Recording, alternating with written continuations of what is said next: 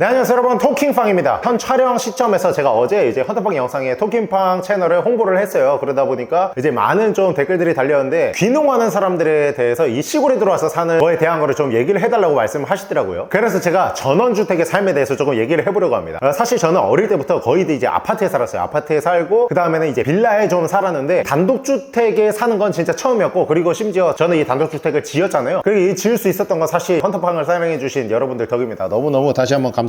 지금 전원주택에 살고 있는데, 우선 주택 비용이나 이런 거에 대해서 조금 말씀을 드릴게요. 일단 여러분, 한 가지 정말 말씀드리고 싶은 건 뭐냐면, 짓지 마세요. 진짜로 차라리 좀 오래된 집을 좀 저렴하게 사가지고 리모델링을 싹 하는 게 낫지, 절대 처음부터 지는 거는 저는 한번 지어보니까 추천하지 않습니다. 자, 왜냐면 일단 고를 게 너무 많아요. 일단 집터를 골라야 돼요. 이 집터 고르는 것도 사실 정말 어렵습니다. 운전해서 계속 돌아다녀서 생각보다 마음에 드는 집터가 잘 나오지 않아요. 그래서 저희도 이 집터를 1년 정도를 봤어요. 1년 정도를 차를 타고 부동산 매물 검색하면서 돌아다니면서 보다가 정말 마음에 드는 곳이 있어서 샀어요. 샀는데 사실 이 집터를 살 때도 이 집이 전이냐 대지냐 이런 것도 알아야 돼요. 이 전이랑 대지 이런 게 뭐냐면요, 건물이 올라가 있는 땅은 대지라고 해요. 근데 보통 일반 논밭이나 뭐 그런 데는 다 전이라고 합니다. 예를 들어 전인 땅을 사는 경우에는 이 건물을 짓잖아요. 그러면 이 전이 대지로 이름이 바뀌어져야 되잖아요. 그 이름이 바뀔 때 또 돈이 또 발생합니다. 뭐 공시지가에 따라 다르다고 하는데, 이 평당 나라에서 이 땅에 대해 매겨있는 값의 몇 프로를 또 내야 되는 걸로 알고 있어요. 저도 근데 사실 이 땅을 살 때 이런 걸 다 알아봤어야 되는데, 뭐 누구한테 뭐 조언을 구해서 산 게 아니라서 그냥 생각 없이 산 거예요. 생각 없이 샀다가 나중에 보니까 저희 지금 집이 하나 더 있잖아요. 그 집은 대지인데 다른 데는 다 전이었어요. 그러니까 여기가 땅이 하나라고 해서 주소가 하나짜리가 아니라 저희는 이제 여러 개의 땅이 붙어있는 곳을 산 거예요. 그래서 땅을 살 때 한 번에 3개를 산 거예요. 근데 왜 이렇게 꼭 샀어야만 하냐? 바로 또 맹지란 게 있습니다. 맹지는 뭐냐? 땅이 있으면은 우리나라에서 지정된 국가 도로가 있어요. 예를 들어 뭐 아스팔트 고속도로나 이런 거죠. 아니면 저희 뭐 그냥 국도길 이런 것도 다 국가 도로입니다. 이 국가 도로와 내 땅이 접해 있어야 돼요. 그래야 맹지가 아니에요. 근데 만약 접해 있지 않다? 그 말은 즉 뭐냐? 내 땅에 들어오려면 다른 사람의 땅을 밟고 들어와야 된다. 이런 게 맹지라고 해요. 이 땅은 정말 엔간하면 쓰잘데기가 없습니다. 맹지를 가지고 있는 사람들은 좀 그럴 수도 있겠지만, 어쨌든 땅값이 현저히 낮아요. 왜냐면은 내 땅에 들어오려면은 그 다른 사람 땅을 밟고 와야 된다 그랬잖아요. 그 땅 사람이 만약에 내 땅에 들어갈 길을 막아버려요. 건물을 세우거나 하면. 그러면 정말 방법이 없는 거예요. 아무튼 그렇기 때문에 맹지를 절대 사시면 안 돼요. 엔간하면 피하세요. 그리고 맹지 같은 경우에는 요새는 건축 허가도 잘 나지가 않아요. 건축 허가가 나려면은 내 땅에 붙어있는 도로가 폭이 4m 이상은 돼야 된다, 뭐 이런 법들이 굉장히 많아요. 근데 저는 정말 운 좋게 이 땅을 살 때 그런 걸 아무것도 모르고 샀어요. 그냥 집 지어야지, 땅 사면 집 지을 수 있겠지, 이렇게 생각을 한 거예요. 영신처럼. 근데 정말 운 좋게 저는 그래도 이제 집을 지을 수 있는 땅이었었던 거죠. 물론 그 사이에 엄청난 이제 갈등들이 많이 있긴 했어요. 막 이제 그래서 지자체 가서 얘기도 좀 하고 그런 일들이 좀 많이 있었지만, 어쨌든 결론적으로는 이제 승이 나서 이렇게 집을 지었습니다. 근데 제가 집을 짓지 말라는 이유가 뭐냐면요, 이 집을 지을 때는 처음부터 열까지 다 봐야 돼요. 다 결정해야 돼요. 예를 들어 그냥 집에 들어오면은 여기 문 있고, 여기에는 뭐 싱크대네, 뭐 여기 문은 뭐 미닫이 문이네, 아니면 뭐 여는 문이네, 이런 것들이 그냥 정해져 있잖아요. 집에 오면은 아파트 입주하면은 그냥 정해져 있잖아요. 근데 이 주택을 짓다 보면은 이런 거 하나하나 다 결정을 해야 됩니다. 문은 앞으로 열 것인가, 아니면 옆으로 밀 것인가. 이 옆으로 미는 거는 안에 보기 싫지 않게 포켓 슬라이드 해가지고, 뭔지 아시죠? 벽 안으로 문이 이렇게 찍 들어가는 거잖아요. 저희 집이 그런 구조거든요. 그렇게 할 것인가, 문고리 어떨 거 할 것인가, 뭐 싱크대 수조는 어떤 걸 할 것인가, 변기는 어떤 걸 할 것인가, 다 정해야 돼요.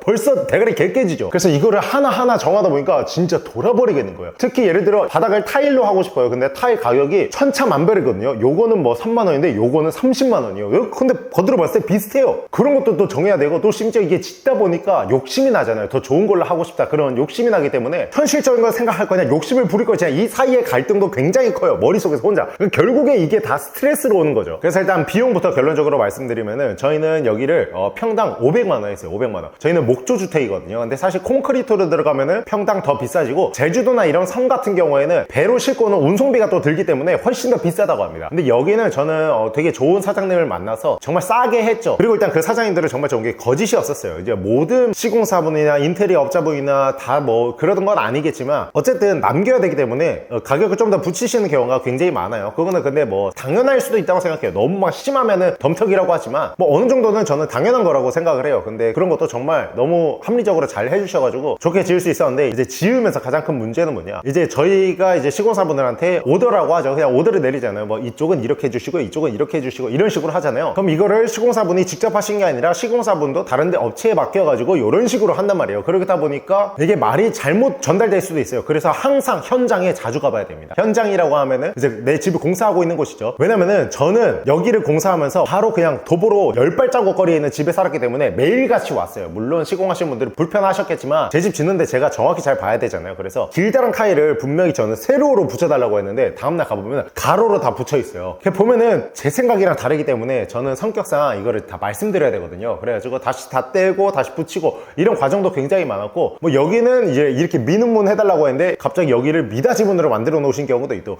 그런 경우는 또 가서 말씀드리고, 그렇기 때문에 현장에 되게 자주 가봐야 된다는 또 불편함이 있어요. 저는 가까워서 다행이었지만 보통은 이제 먼 거리에서 거의 다 맡겨놓거든요. 그러다 보니 뭐 일주일에 한 번 아니면 뭐 한 달에 한 번 가시는 경우도 있어요. 집을 타지에 짓는 사람들은. 그럴 경우 딱 가보면은 정말 되돌릴 수 없는 상태까지 돼버리는 경우도 많습니다. 집을 지을 때 설계를 먼저 해야 돼요. 근데 설계도는 이제 뭐 건축사 사무소 이런 데가 설계를 하는데 이 설계 비용도 생각보다 엄청 세더라고요. 저희 집 설계하는데도 몇백만 원이 들었어요. 그림 이렇게 그려놓고 여기 뭐 치수재 놓고 여기 어떻게 하고, 이게 무조건 있어야 허가증이 납니다. A4 용지에다가 찍 그어가지고 막 이렇게 그림 그려서 허가증 내면 절대 허가 안 해줘요. 제가 알기로는 무조건 건축사 사무소를 통해서 설계를 몇백만 원 주고 만든 다음에 그거를 또 신청을 해서 오케이, 이 정도 땅에 이 정도 집은 지을 수 있다라는 걸 허가를 받아야만 집을 지을 수가 있습니다. 그리고 또 땅마다 다 달라요. 지역마다 다르고, 어떤 사람은 땅을 샀는데 여기가 보존 지역이기 때문에 건축물을 못 세운다 이런 경우도 있어요. 그래서 무조건 잘 알아보고 사셔야 됩니다. 그리고 또 그런 것도 있어요. 예를 들어 땅을 100평짜리 샀어요. 여기다가 최대 지을 수 있는 용적률, 건폐율 이런 게 있습니다. 이게 뭐냐면은 용적률은 제가 알기로는 위로 몇 층까지 지을 수 있냐, 그리고 뭐 건폐율은 평으로 얼마까지 지을 수 있냐. 근데 보통 이런 시골 같은 데 보면은 한 20에서 40%, 뭐 많게는 60%까지 지을 수가 있어요. 100평짜리 땅을 사가지고 100평 다 건축물을 지을 수가 없어요. 보통 40평 아니면 뭐 60평 요 정도를 지을 수가 있습니다. 용적률도 퍼센테이지인데 예를 들어 용적률이 20%다 그러면은 100평짜리라면 2층에 20평을 더 지을 수 있다, 뭐 이런 느낌이에요. 그래서 이런 것도 하나하나 다 체계적으로 우리나라에서 하고 있기 때문에 굉장히 좀 번거로운 일들이 많습니다. 반면에 예를 들어 오래된 집을 사가지고 리모델링 하는 경우, 이럴 때는 사실 추가로 건축물을 짓는 이상 뭐 허가받을 게 거의 없어요. 그래서 훨씬 더 편하게 할 수 있죠. 심지어 여러분 그냥 뭐 주택 가보시면은 컨테이너 하나씩 두시잖아요. 창고로 사용하는 거. 그것도 사실은 허가를 받아야 됩니다. 근데 보통 이제 시골 분들은 그냥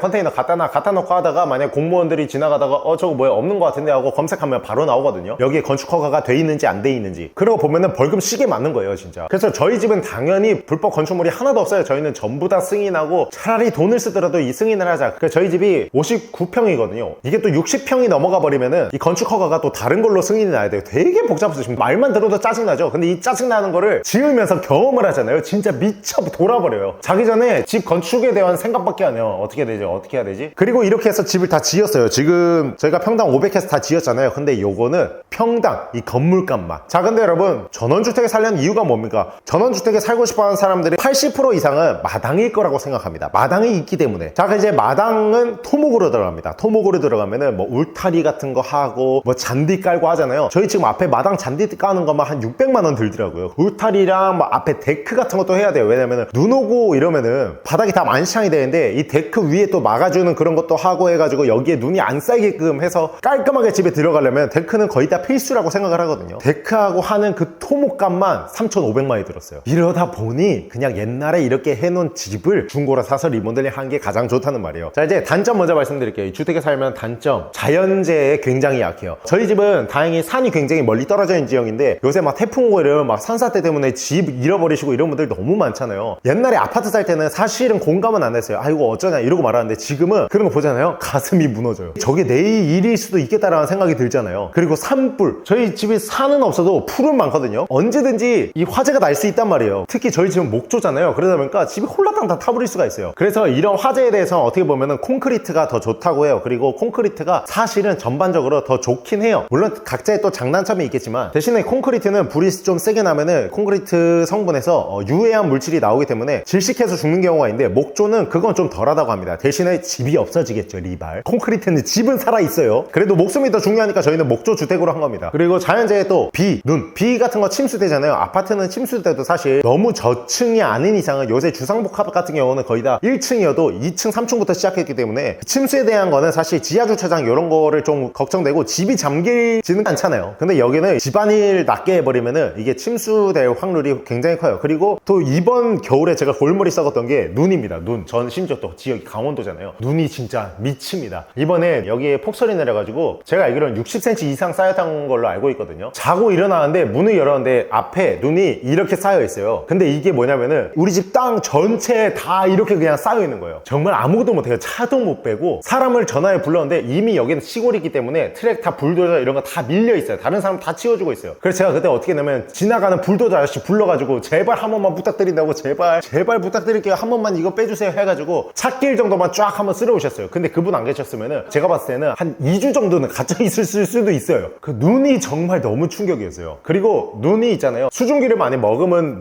눈이 굉장히 무거울 때가 있습니다. 저도 그냥 아파트 살고 이럴 때 눈이 다 뭐 무게가 똑같이 그런 생각했는데 아니더라고요. 이번 눈이 굉장히 무거웠거든요. 그러다 보니까 예를 들어 오래된 주택이나 지붕에 눈이 쌓이잖아요. 무너질 수도 있어요. 충분히. 무너진 집도 심지어 너무 많았고 이번에. 자, 이렇듯 이제 자연재해에 오면은 굉장히 좀 불안하다는 거. 아파트 살 땐 전혀 몰랐어요. 이 마지막 단점이 할 게 너무 많아요. 잔디 같은 거 깔아놓잖아요. 근데 이 잔디 안에 잡초들이 어디서 씨를 타고 무조건 건너와요. 잡초가 진짜 길게 펑펑펑펑 자라요. 리치네끼들이. 그런 거 전부 다 이제 관리를 해야 돼요. 관리를 안 하잖아요. 그러면 잔디밭 돈 주고 했는데 다 잡초밭이 돼요. 그래서 막 잡초약 뿌리고 뭐 곤충약 뿌리고. 근데 사실 벌레는 저한테 단점은 아니고 나한테 너무 컨텐츠인데 가끔 들어오면 메뚜기 같은 거 하나 그냥 튀겨서 바로 먹거든요. 구라예요. 어차피 저는 뭐 벌레 이런 걸 좋아하니까 저한테는 뭐 단점은 아닌데 거의 우리나라 사람들이 90% 이상한테는 단점이죠. 벌레가 많이 들어오는 거. 특히 목조주택은 벌레가 더 많이 들어와요. 자, 이제 장점으로 가보겠습니다. 여유로워요. 특히 저 같은 컨텐츠 있죠. 헌터팡 같은 컨텐츠를 할 때는 너무 좋은 게 뭐냐면요, 마당에서도 뭐 요리 같은 것도 할 수 있고 뭐 카메라 촬영도 하면 더 잘 나오고, 그리고 저는 이제 해루질을 많이 하다 보니까 그 전신장화 있잖아요. 전신장화를 씻는데 이게 더러워지거든요. 가슴장화가 이대로 갯벌 들어가고, 또 갯벌을 여러분 씻어도 잘 안 져요. 그렇기 때문에 이 가슴장화를 처리하는데 굉장히 큰 문제가 있는데, 아파트 살 때는 주택에는 그냥 벗어놓고 뒤집어 놓고 바닥에 그냥 쳐 말려 놓으면 돼요. 끝! 그리고 공간이 일단 많잖아요. 이제 마당도 있고 하다 보니까 그 앞에서 그냥 고기 구워 먹고 이런 것도 되게 자유롭고, 낭만을 즐기기에는 정말 전원주택이 최고입니다. 하지만 이것도 단점이 있는 게 여름에는 사실 생각만큼 못 즐겨요. 너무 덥고 밤에는 모기 개 많고 이래가지고 쉽지 않아요. 그래서 봄, 가을, 겨울은 또 할만해요. 이상하게 저희 뭐 겨울에도 놀러가서 바베큐 하잖아요. 겨울은 또 두껍게 입으면 되니까 할만하더라고요. 여름만 아니면은 그래도 뭐 낭만을 즐기기엔 너무 좋습니다. 그리고 특히 저희처럼 강아지 키우고 애기 키우고 하는 분들한테는 좋은 것 같아요. 진짜. 왜? 일단 층간소음이 없어요. 우리 애기들 그냥 막 뛰어놀게 할 수 있어요. 그거 진짜 좋잖아요. 사실 아파트에서 층간소음 때문에 흉흉한 일도 많이 일어나는데 그런 게 진짜 없어서 좋고, 아이들도 또 마당에서 뛰어놀 수 있어서 좋고, 강아지들은 산책하는 게 필수잖아요. 풀어놓으면 산책이에요. 근데 또 이 강아지들 웃긴 게 뭐냐면은 막 풀어놓으면 안 돼요. 막 풀어놓잖아요. 그리고 그 공간에 지들이 익숙해지는 순간 이건 더 이상 산책이 아니에요. 그래서 저희도 저희 집 상만이를 그렇게 많이 풀어놓지 않습니다. 상만이가 나가고 싶어 할 때 잠깐 한 10분 정도 하고 다시 들어와 하고, 차라리 산책할 때는 다른 데를 가가지고 아예 산책을 시켜주지 마당에서 막 그렇게 길게 시켜주지 않아요. 왜냐면 길게 시켜주는 순간 얘도 지루해지거든요. 당연히 항상 새로운 냄새를 맡고 싶어하는 친구들이기 때문에 강아지들은. 그래서 이런 식으로 저희도 조율을 하고 있습니다, 나름. 그래서 제가 지금 현재 대략 한 10개월 정도 전원주택에서 살고 있는데, 호불호가 있는데 저는 한 6대4 정도? 지금 살고 있는 전원주택이 6이고요 아파트가 4입니다 이 정도면은 굉장히 저는 만족하고 있다고 생각을 해요. 사실 이사 올 때 후회할라나라는 생각도 했는데 아직까지 뭐 전혀 그렇지 않고 너무 이 여유로운 삶들이 너무 좋습니다. 그냥 커피 하나 뽑아가지고 앞에 마당에서 캠핑 테이블 하나 피고 캠핑 의자 하나 핀 다음에 다리 꼬고 이렇게 커피 마시면서 앞에 경치 본다고 생각해보세요, 여러분. 그리고 옆에는 뭐 내 사랑하는 아내와 앞에는 내 사랑하는 강아지, 그리고 내 팔에는 내 사랑하는 아들 이렇게 딱 있다고 생각하면은 진짜 너무 좋아요. 너무 행복하고. 자, 그리고 인테리어에 대해서도 조금 말씀드릴게요. 이거는 저희가 원래 여기 집을 짓기 전에 이제 헌터팡 영상을 많이 보신 분들은 아시겠지만 그 전에 몇 개월 동안 산 옆에 집이 또 따로 하나 있어요. 처음에 이 땅을 살 때 그 집이 있었거든요. 근데 이 집이 굉장히 허름한 집이었어요. 20년 된 주택이었어요. 한 22평 정도 되는, 심지어 그 빨간 벽돌 집 있죠. 그 벽돌이었어요. 그래서 저희가 처음에 땅과 그 집을 살 때 생각한 게 뭐였냐면은 저 집을 리모델링 하자, 이 생각이었어요. 그래서 저희는 아파트 살고 있을 때 리모델링을 부탁을 했죠. 그래도 좀 할 김에 예쁘게 하고 싶어가지고 이제 은혜가 조금 욕심을 내서 이제 인테리어 하시는 분을 연락을 해서 인테리어 했는데 너무 예쁘게 잘 해주셨어요. 근데 이 인테리어도 현장에 정말 자주 가봐야 됩니다. 왜냐면 달라져 있는 부분들이 있어요. 분명히 있어요. 그래서 저도 이제 얘기를 한 적이 있고, 저희 인테리어 업자분은 너무너무 잘 해주셨었는데 다른데 뭐 인터넷 같은 데 보면은 굉장히 사기당하고 막 마음대로 해놓은 경우 정말 많더라고요. 근데 이런 경우가 태반이에요. 근데 보통 사람들이 말을 잘 못하잖아요. 예를 들어 저처럼 타일을 가로로 해놨는데 세로로 붙여놨어요. 난 너무 가로로 하고 싶어. 그런데도 불구하고 이미 다 붙여져 있는 걸 보고 말씀을 못하시는 정말 착한 사람들이 너무 많습니다. 근데 저도 넘어가는 건 넘어가는데 제가 속에서 정해놓은 기준에서 안 된다고 하는 거는 저는 확실하게 말하는 편이거든요. 그래서 사실 시공사 그 분들한테